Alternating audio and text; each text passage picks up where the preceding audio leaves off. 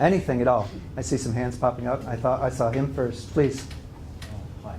Unfortunately, I came a little late, and I'm sure that I missed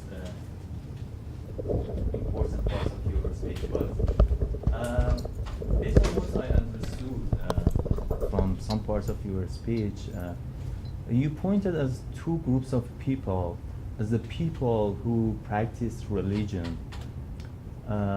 First, the people who wanted to get some benefits out of it in terms of reaching to good things, not self-abuse. I mean, not to abuse others. For example, like I borrow your sentence that we are from the same religion, let's live together in one city.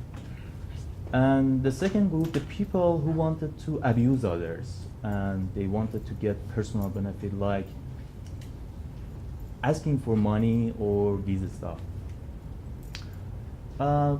The thing that came to my mind was this matter that, don't you think that if it is in contradiction to a very significant part of the history of religion, which is the time that religions came toward by their prophets, as you know and everyone knows, and as historians say, almost about the major religions, when you consider the part that prophets came, first, they were against the majority of the people who were at that time. They were against the system, and usually they were against the power of the time, like king, like the tribal powers and heads. You can both find the examples in Christianity, Islam, or Judaism. And it is why the prophets for several years, for example, got annoyed, tortured, or even ignored. And usually, as you know, the religions got started to be practiced after the death of the prophets.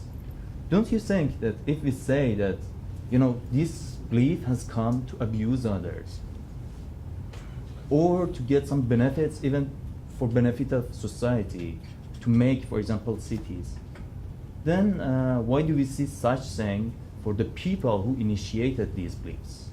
Right. What happened? They were the pioneers of You've the put your religions, finger on one of the very interesting reasons why religions are horribly inefficient at trying to tackle the problems that they sometimes undertake. You talk about prophets who try to criticize, try to say, we're not following God's ways, we've fallen from the path, and these would-be social reformers initially can make a big splash. They may even successfully start a new religion or produce some temporary reforms. Of course, the problem is that because religion is not interested in any experimental check or testing on the consequences of its views, right? It's still too hidebound and dogmatic in the end.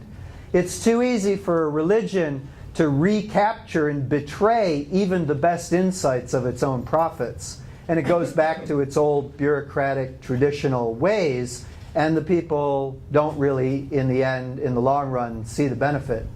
I hope I'm getting at the essence of your question. I'm intrigued by it. I do think that there is something profoundly different from societies that put a great deal of power in the hands of religious people versus societies that, with fear and trembling, put a great deal of power in the hands of elected officials.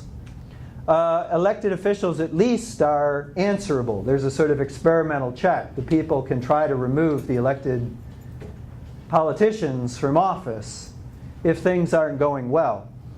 Religions don't offer that sort of experimental check. Religion continually has to go back and return to the dogmatic conservative ways in order to maintain its traditional authority.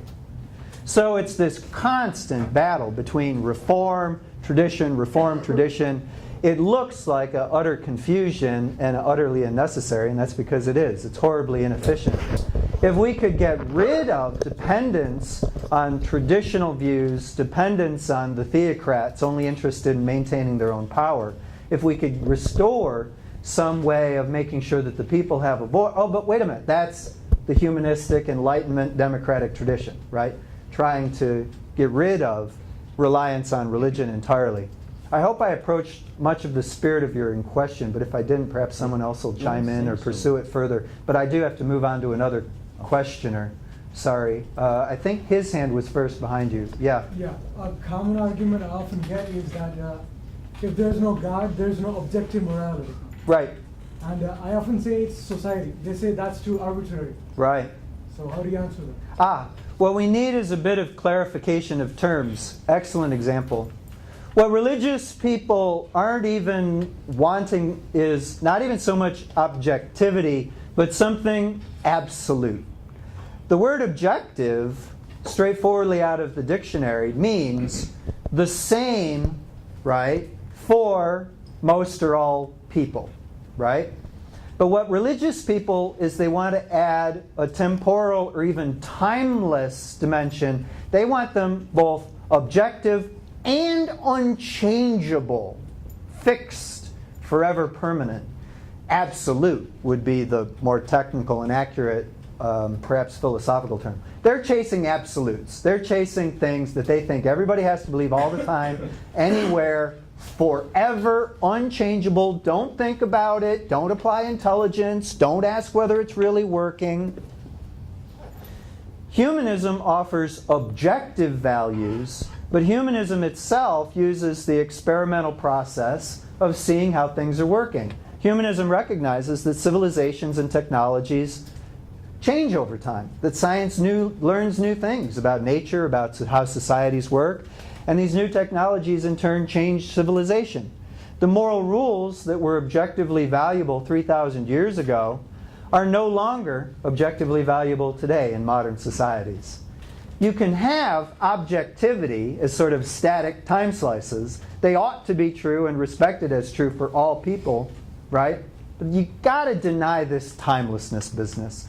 Because questing for timelessly eternal moral truths amounts to turning off the brain from thinking about our common ethical problems. Humanism means turning it on. The price is, however, no humanist can